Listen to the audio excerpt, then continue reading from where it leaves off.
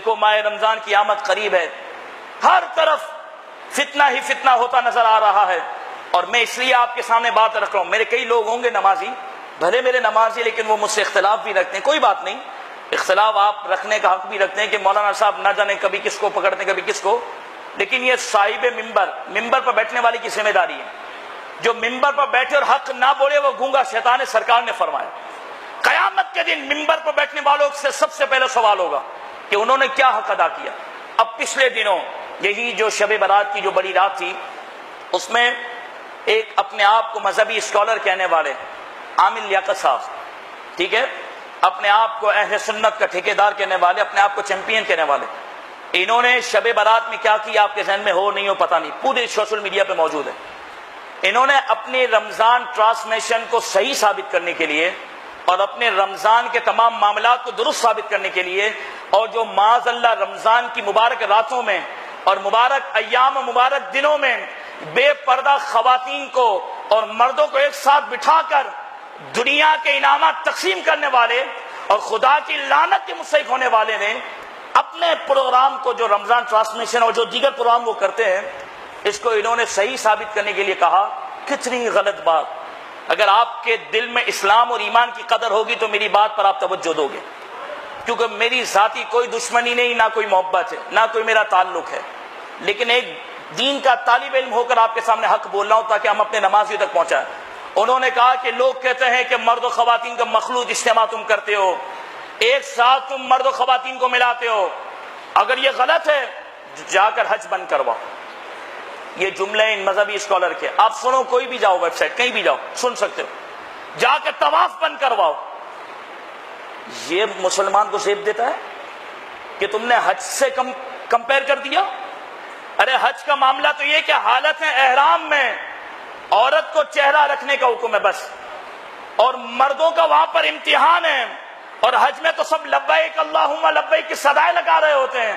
وہاں تو خانہ کعبہ کا طواف ہوتا ہے اور وہاں تو امتحان ہوتا ہے. اور رب نے پہلے کہہ دیا تھا کہ فلا رفث ولا فسوق ولا جدال، کہ حج کے اندر نہ کوئی بے حیائی کا کام ہوگا، نہ کوئی گناہ کا کام ہوگا.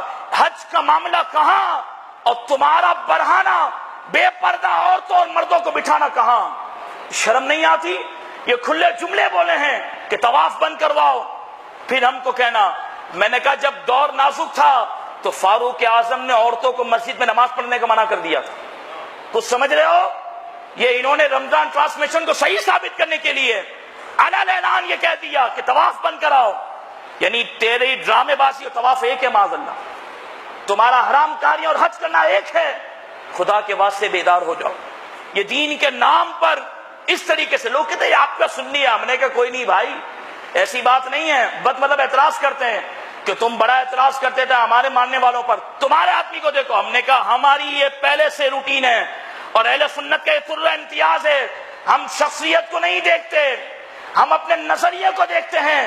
جو بھی نظریے سے ہٹتا ہے وہ سنیے سے باہر ہوتا ہے. یہ تو اہل سنت کی نشانی ہے. تو میری ذمہ داری تھی آپ کو بتانا. میری بات صاحب اتفاق کرتے ہو کہ کہاں سے انہوں نے حد سے ملایا؟ پھر یہ اتنے جذبات میں آ گئے کہ کیا اٹھے کہ بھائی رمضان تو افطار تک ہے، افطار کے بعد تو انٹرٹینمنٹ ہوتا ہے. یہ جملے آپ سن لو. کہتے رمضان تو افطار تک، افطار کے بعد پہلے بھی تو ڈرامے چلتے تھے. اگر ہم یہ انٹرٹینمنٹ کے پروگرام کرتے ہیں تو تمہیں کیا تکلیف ہے؟ یہ علماء کو ہٹ کر رہا ہے تو تمہیں کیا تکلیف ہے؟ ہم نے کہا اگر تم نے افطار کے بعد انٹرٹینمنٹ عوام کو اگر کہنا شروع کیا تو تراویح کب پڑھیں گے؟ درس قرآن کب سیکھیں گے؟ اور جو سرکار نے فرمایا کہ تم رمضان کی راتوں میں لیلۃ القدر کو تلاش کرو، وہ تیرے پروگرام میں تلاش کریں گے؟ رمضان کے جیسے دن برکت والے ہیں ویسی راتیں برکت والی. قرآن اور روزہ اللہ کی بارگاہ میں شفاعت کریں گے. حدیث ہے مسند احمد کی حدیث اٹھاؤ.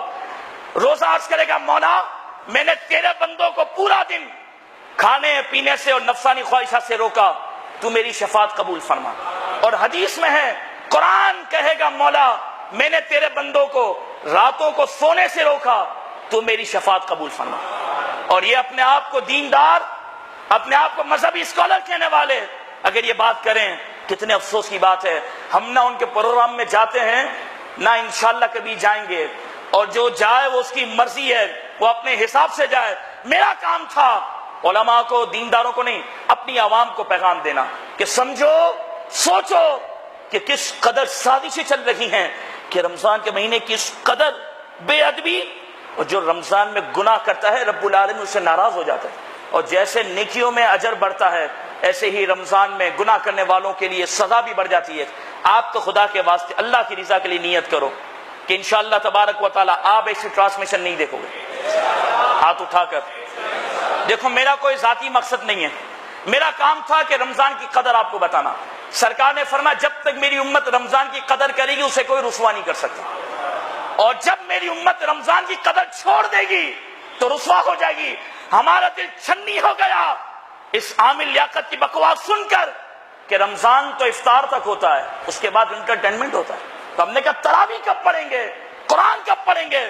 تمہارے پروگرام میں بیٹھ کر برہانہ عورتوں کو دیکھا جائے, بے پردہ عورتوں کو دیکھا جائے, میوزک بجائے جائے اور بالکل بے حیائی کے کام کیے جائے اور مذاق مستی کی جائے, مسخرے کیے جائے, اس کو کہتا ہے رمضان. پھر کہتا ہے یہ تہوار ہے ہم منائیں گے, جو روک سکتا ہے روکے. میں نے کہا تیری بدماشی, تیرا غرور اور تیرا تکبر اور تیری فرعونیت انشاءاللہ ایک دن خاک میں ملے گی. ہم تو چاہتے ہیں پہلے تو توبہ کر سچے دل سے, توبہ کر, تو ہمارا بھائی ہے, توبہ کر سچے دل سے. ہمیں پروگرام میں تیرے نہیں آنا انشاءاللہ, نہ ہم جاتے ہیں نہ پسند کرتے ہیں, لیکن اگر سچی توبہ کر لے تو ٹھیک ہے. اگر اس نے توبہ نہ کی اور اپنے جملوں پر اڑا رہا تو رمضان کی عزت کی حفاظت کے لیے, اور اس نے حج کے عظیم رکن جو اسلام کا رکن ہے اس کے تقدس کو پامال کرنے کی کوشش کی ہے, تو آپ مسلمانوں پہ ضروری ہے ہر شعبے میں اس کا بائیکاٹ کیا جائے. لوگ کہتے ہیں ہمارا مسلک کا کام کر رہے ہیں. میں نے کہا اسلام نہیں بچا تو مسلک کیا بچے گا؟ اس نے تو اسلام کی حدود پر حملہ کر دیا کہ حج کو بند کراؤ, طواف بند کراؤ, ورنہ ہمارا پروگرام چلتا رہے گا. ایسے جملے کہیں گے تو یاد رکھنا اسلام کو ایسے للو پنجوؤں کی کوئی ضرورت نہیں ہے. اسلام کی کوئی خدمت کرے یا نہ کرے رب العالمین اپنے فضل سے خدمت لے لیتا ہے. تو یہ شریعت کا تقاضا نہیں ہے.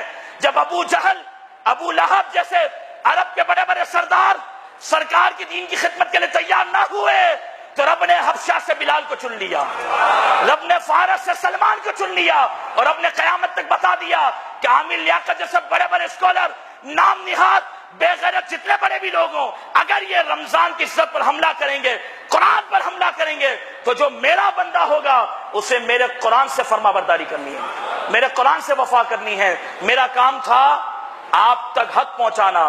ہمارا دل اس لیے چلا کہ اس نے رمضان پر حملہ کیا, اس نے حج جیسی مقدس عبادت پر حملہ کیا. اس سے پہلے بھی بکواس کر چکا ہے دوپٹہ سپٹہ کیا ہوتا ہے, اس سے پہلے بھی اس نے بکواسات کی ہیں. عیسائیوں کے چرچ میں جا کر بھی اس نے ہمارے آقا کی شان میں بے ادبیاں کی ہیں, اور وہاں پر جا کر عیسائیوں کے چرچ کی تعریف کر رہا ہے. تو ایسے مذہبی اسکالر کو ہم جوتے کی نوک پہ رکھتے ہیں. ہمارے سامنے نہ چینل کی اہمیت ہے, نہ ایسے نام نیاد مذہبی اسکالر کی اہمیت ہے. ہمارے سامنے اہمیت ہے تو مصطفیٰ کے عاشق کی اہمیت ہے, مصطفیٰ سے وفا کرنے والے کی اہمیت ہے. میں نے دین کے لیے بات کی ہے. اگر پھر بھی آپ کے لیے عامل لیاقت کے لیے نرمی ہو تو آپ اس کی کلپ سن لیجئے گا جس نے بکواس کی ہے کہ پہلے طواف بند کراؤ, پہلے حج بند کرو, پھر مجھے کہنا کہ میں یہ بند کروں مرد و خواتین کے اجتماع.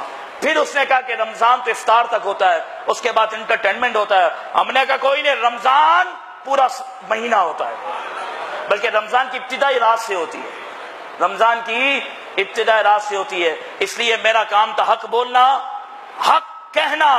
اب آپ مخالفت کریں یا محبت کریں, کوئی مخالفت کرے یا کوئی محبت کرے وہ اس کی مرضی ہے. اللہ بس ہمیں منبر کا حق ادا کرنے کی توفیق عطا فرمائے.